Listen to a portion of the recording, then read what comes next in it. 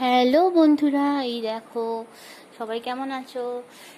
এই যে সেই দিনকে আমগুলো পেড়েছিলাম না, সেই আমগুলো জাগ দিয়েছিল 3 দিন। এই 3 দিন বাদে আমগুলোকে বার করা হয়েছে। এখনো সেরকম রং আসেনি, কিছু কিছু আমের রং এসছে, কিছু কিছু আসেনি।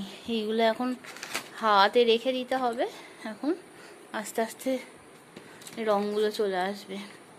এই যে গোলাপ খাসগুলো দেখো কত ভালো ভালো ভালো রং এসছে, দেখতে পাচ্ছ বন্ধুরা?